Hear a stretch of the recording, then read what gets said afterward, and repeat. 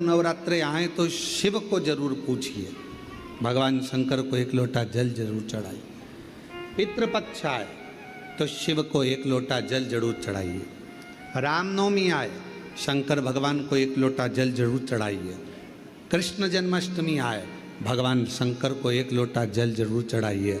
और संसार के जितने त्यौहार आते हैं उन सभी त्यौहार में जिस दिन तुमने शिव को एक लोटा जल चढ़ाना प्रारंभ कर दिया, उस दिन आपके दुखड़े मिटना अपने आप प्रारंभ हो।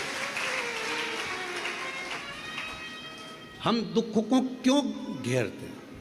कोई कहता है हमारे नवरात्रि आती है और हमारा टेंशन आता है, कई बार परेशानी आ जाती है। कोई त्यौहार आता है तो हमारे घर में चिड़चिड़ होने लगती है। हमारे यहाँ सत्यनारायण की कथा होती है तो कहीं ना कहीं लड़ाई होने वाली होती है। हमारे यहाँ यह अनुष्ठान यज्ञ कराने की सोचते हैं तो कुछ हो जाता है, अच्छा करने का सुंदरकांड कराने का सोचते हैं तो कुछ हो जाता है, रामायण कराने का सोचते हैं हो जाता है, किटी पार्टी होती है तो कुछ नहीं होता।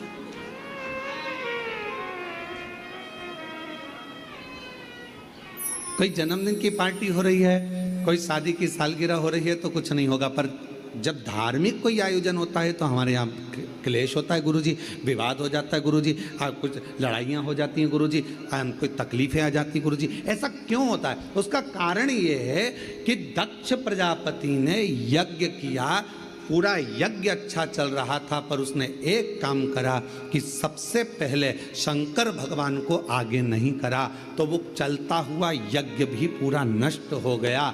जिस पूजन में, जिस पाठ में, जिस अनुष्ठान में, जिस आराधना में, चाहे तुम किसी भी देवता की आराधना करो, अगर उसमें शिव जी का नाम नहीं है तो वो अनुष्ठान, वो यज्ञ, वो जप श्रेष्ठ नहीं होता।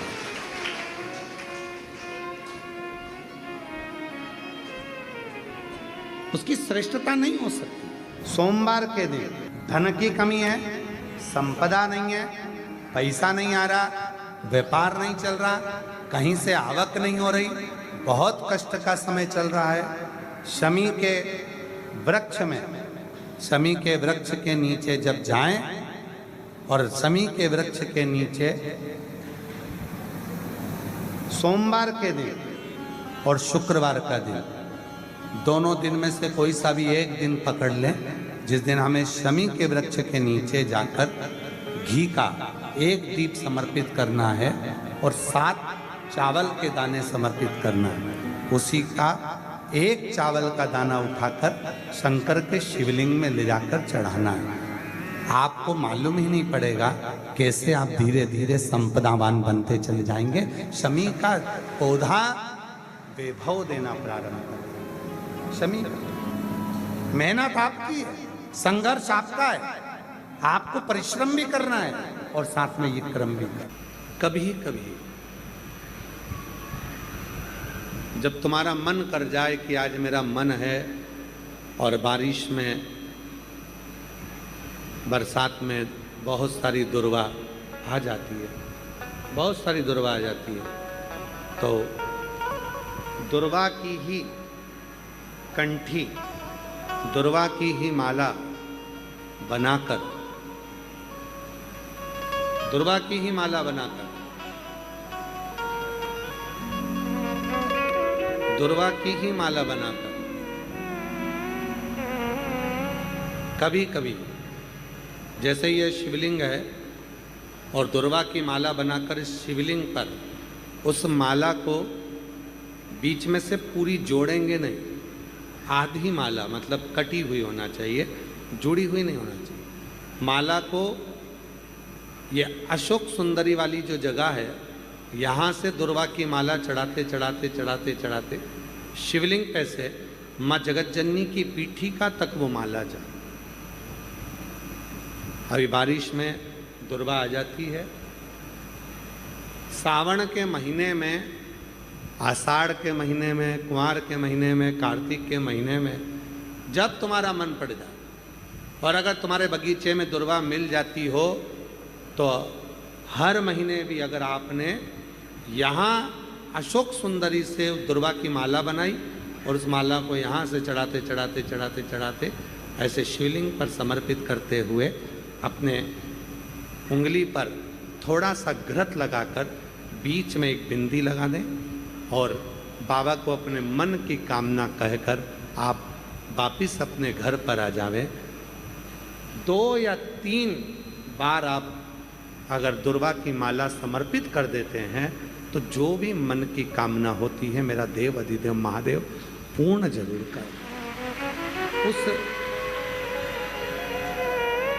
दुर्वा की माला में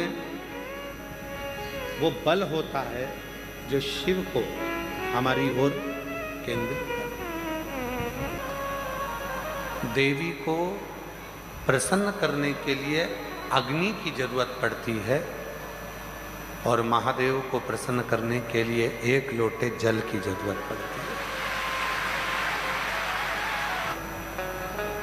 अब कई लोग कहते हैं गुरुजी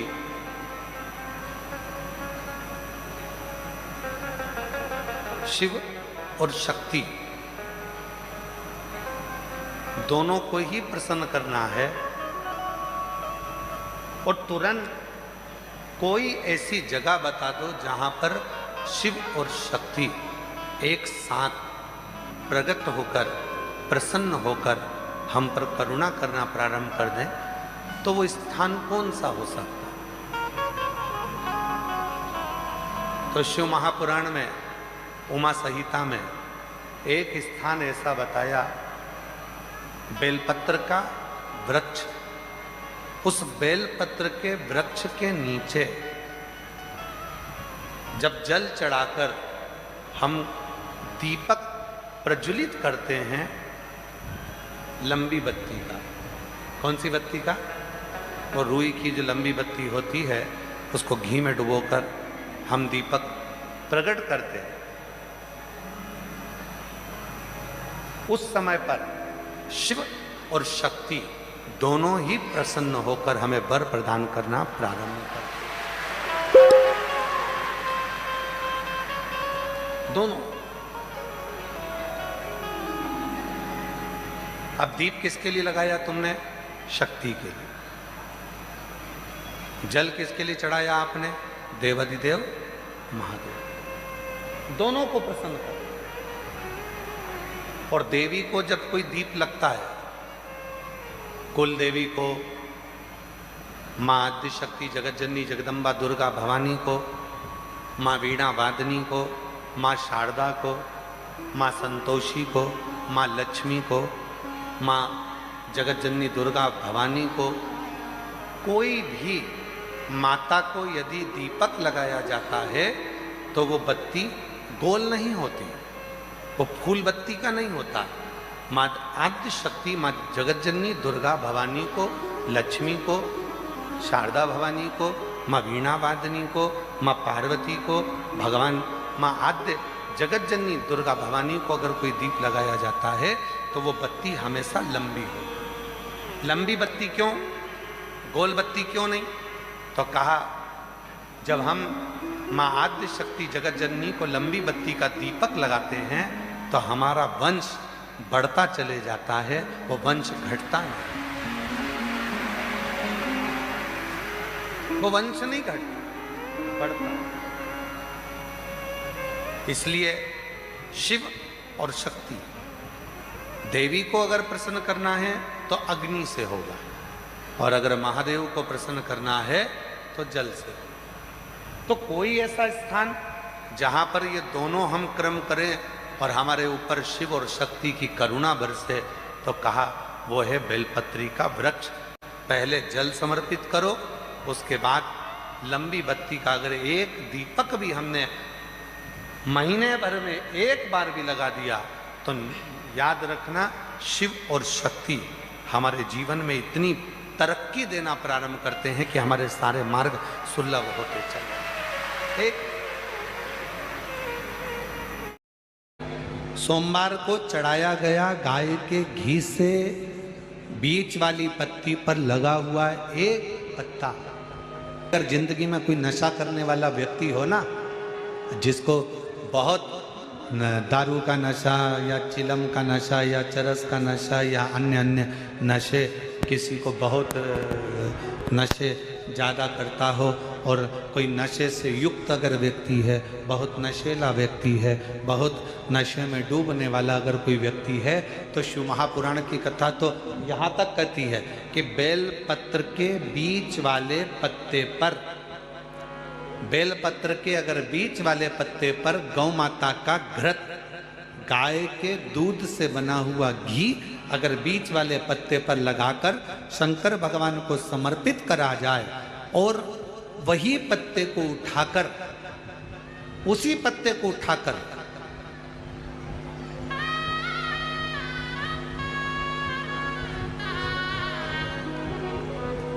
भगवान शिव जी का कृतिवशेश्वर नाम लेकर अगर वही पत्ता उठाकर कोई बहुत नशे में धुत अगर व्यक्ति रहता है और उस व्यक्ति को प्रत्येक सोमवार को एक पत्ता गाय के घी का बीच वाली पत्ती पर लगाकर शिव को चढ़ाकर कृतिवशेश्वर नाम भगवान का धारण कराकर उस पत्ते को वापस लाकर नशा करने वाले व्यक्ति को अगर ज़्यादा से ज़्यादा 11 सोमवार भी अगर वो पत्ता खिला दिया तो वो धीरे धीरे नशे से दूर होता चले जाता और उसका नशा छूटते चले जाता। कतई विशेष शिव जी का एक नाम है कृतिवासा। क्या नाम है? जम के बोलो जरा, कृतिवासा। सब बोलो जरा आवाज लगा कर। आवाज नहीं आई, जरा और दम के बोलो। कृतिवासा। फिर से बोलो, कृतिवासा।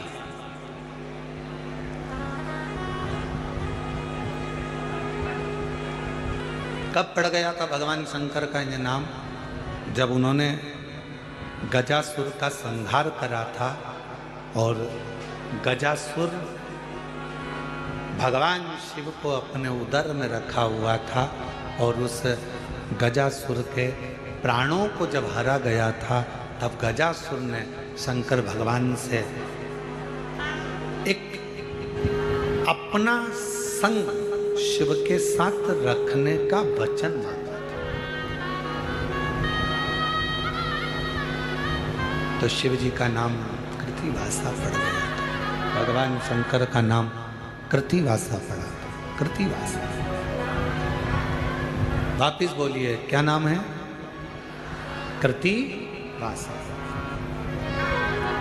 कभी आप लोग काशी जाएं तो विश्वनाथ मंदिर और महामृत्युंजय मंदिर, विश्वनाथ मंदिर और महामृत्युंजय मंदिर के बीच में कृतिवासेश्वर महादेव का मंदिर है। विश्वनाथ मंदिर और महामृत्युंजय मंदिर के बीच में कृतिवासेश्वर महादेव का मंदिर है। कृतिवासेश्वर।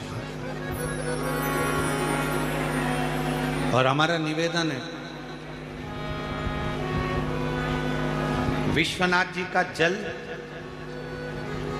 गंगा जी का जो भलकर विश्वनाथ जी को चढ़ाते हो और वो जल जहाँ बहकर आता है उसका थोड़ा सा भाग कोई ब्राह्मण देवता से कहकर विश्वनाथ जी का जल थोड़ा सा ले लीजिए और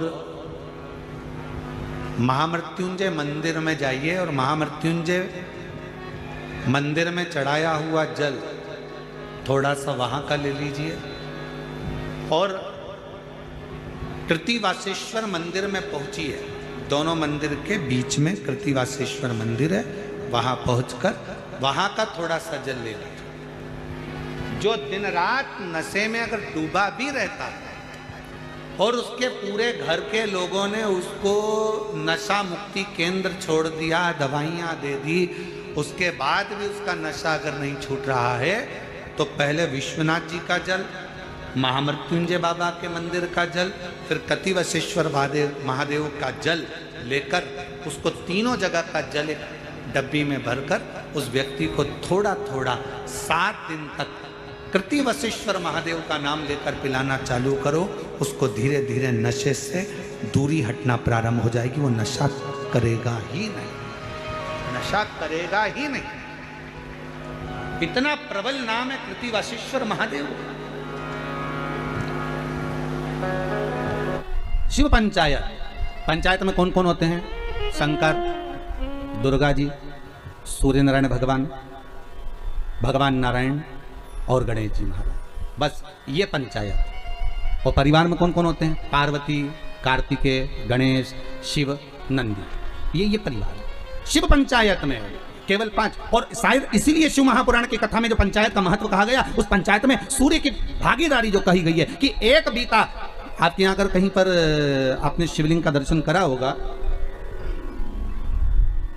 ये शिवलिंग है, ये जलाधारी है, ये पानी निकलने का स्थान है। यहां से जहां से पानी नीचे गिर गया और गिरने के बाद जब एक बीते तक जाता है, उस एक बीते पर सूर्य नारायण भगवान का भाग चालू हो जाता है। एक बीते पर क्यों कहते हैं? जिसको चर्म रोग हो जाता है, जिसका शरीर सफेद पड़ गया, चमड़ी बेकार हो गई, काला पड़ गया, शरीर में कहीं चट्टे पड़ गए, कहीं शरीर में दाने पड़ गए, पूरा चेहरा बेकार हो गया, पूरा शरीर बेकार हो गया, तो क्यों कहते हैं कि एक बीता जब पानी बह जाए, उस बहे पानी को हाथ का लेपन कर कर शरीर पर लगा लिया जाता है, शरीर ठीक होने लगता है, सूर्य का भाग वहां से चालू हो जाता है। शिव पंचायत का बड़ा महत्व है महाराज जी। अगर आप लोगों ने लिंग पुराण पढ़ी होगी या शिव महापुराण पढ़ी होगी तो उसका बड़ा महत्व है महाराज। कहते हैं अदालत में अगर कोई केस चल रहा है, चाहे वो नौकरी से जुड़ा हुआ हो, चाहे सर्विस से जुड़ा हुआ हो, चाहे प्रॉपर्टी से जुड़ा हुआ हो, अदालत में अगर कोई केस चल रहा है और बहुत समय से चल रहा है और उसकी कोई सफलता नहीं मिल रही, कोई सफलता नहीं मिल रही, तो शिव पंचायत के मंदिर में जाकर महाराज 5 पुष्प, एक एक पुष्प एक एक देवता देवी को समर्पित कर दो और उनके चरण में मक्खन का लेपन कर दो। काय का लेपन करना है? माखन का लेपन कर दो और 5 देवताओं के सामने चौमुखी 5 दिए लगाओ, 4 बत्ती के घी के, गाय के घी के, एक एक देवता के सामने एक एक दिया लगाओ पंचायत, और काम ना कर कर वापिस लौट कर आ जाइए। वो केस विजयता अगर देगा तो आपके पक्ष में ही देगा, हार नहीं सकते। शिव पंचायत का बहुत प्रबल भाव है महाराज। शिव पंचायत कोई साधारण नहीं होती। कोई लड़का लड़की का विवाह हुआ हो, तलाक हो गया हो, दूसरी बार शादी नहीं हो रही हो, बहुत परेशान हो गए और विवाह नहीं जम रहा हो, तो शिव पंचायत के मंदिर में बैठकर 5 देवताओं पर जल और उस जल में चंदन मिलाकर चढ़ाया जाता है महाराज। केवल 3 प्रदोष चढ़ा देते हैं, 4थी प्रदोष तक तो बाबा कृपा ही कर देता है महाराज। शिव पंचायत का इतना महत्व है। शिव पंचायत कोई साधारण नहीं होती महाराज। शिव पंचायत जिसकी कमर का गुरिया खसक गया हो, या घुटने की हड्डी खसक गई हो, या हाथ पैर कहीं की भी कोई हड्डी खसक गई है महाराज, और डॉक्टर अपना काम कर रहे हैं, गुरिया नहीं जम रहा, और आपको केवल दवाई से ही अच्छे होना है, तो मूंग, हरी जो मूंग होती है, वो शिव पंचायत के मंदिर में कम से कम 5 या 7 दिन तक चढ़ाएं। उसी मूंग को वापस उठा कर लाएं और उसको सुबह सुबह पानी में गलाकर खाना चालू कर दे। बाबा चाहेगा तो 15 दिन नहीं लगते, गुरिया अपनी जगह पर बैठ जाता। शिव पंचायत, शिव पंचायत का बड़ा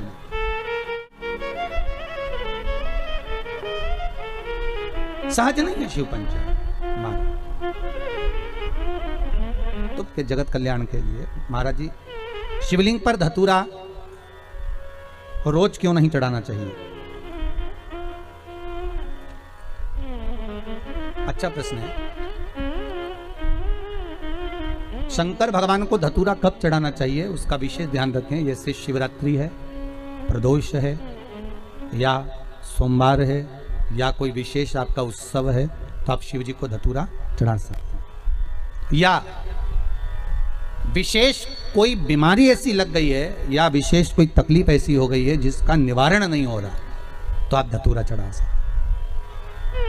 धतूरा चढ़ाने का भी एक क्रम है। हल्दी में भिगोकर धतूरा चढ़ाया जाता है लक्ष्मी के लिए। चंदन में भिगोकर धतूरा चढ़ाया जाता है आयु की वृद्धि के लिए। अबीर, अबीर एक सफेद कलर का बॉर्डर होता है। अबीर, गुलाल जो होती है, गुलाल में अबीर डलता है, चमकदार, आपने देखा होगा अबीर। तो अबीर में धतूरा जो डुबोकर चढ़ाया जाता है, अबीर को लगाकर चढ़ाया जाता है, वो रोग मुक्ति का होता है। काय के लिए होता है? वो रोग मुक्ति, रोग की मुक्ति। धतूरे का भी एक स्मरण होता है महाराज। बहुत भारी रोग है, बीमारी लग गई है, डॉक्टर अपना काम कर रहे हैं, घर का व्यक्ति बहुत बीमार हालत में पड़ा हुआ है, तो बेलपत्री के वृक्ष के नीचे भी शिवलिंग का निर्माण कर कर एक धतूरा समर्पित करा जाता है, जिससे रोग से मुक्ति होती है। उसमें ना तो हल्दी लगाई जाती है, ना चंदन लगाया जाता है, ना अबीर लगाया जाता है, केवल धतूरा चढ़ाया जाता है। रोग शिव महापुराण वर्णन करती है, किसी भी छठ के दिन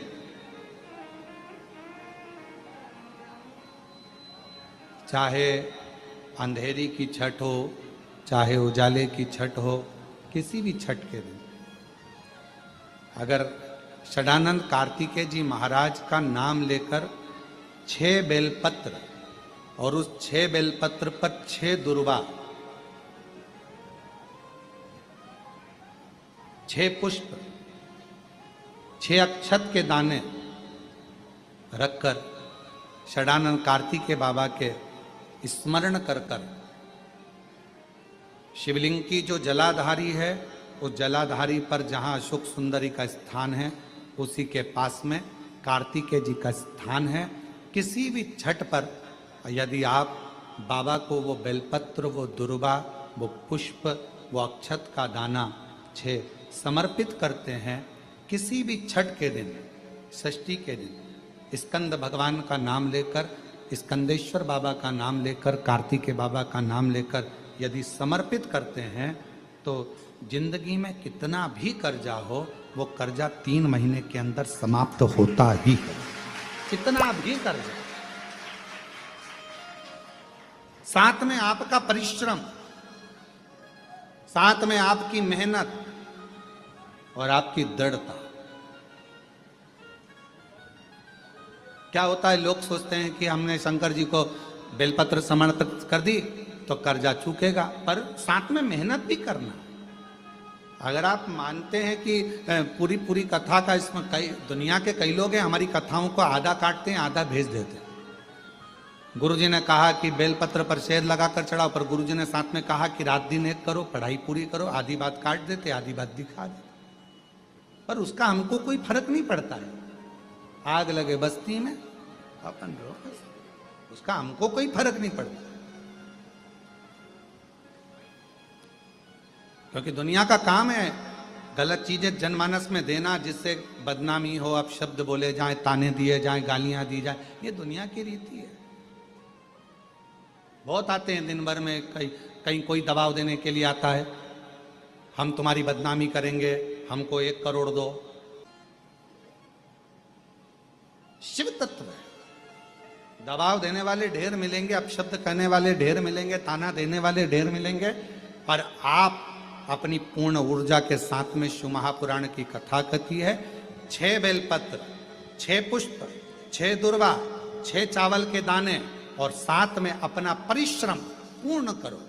छठ के दिन स्कंद भगवान का नाम लेकर, स्कंदेश्वर का नाम लेकर भगवान शंकर के जलाधारी पर समर्पित करो, शिव जी से प्रार्थना करो और अपनी मेहनत को 4 चांद लगाओ।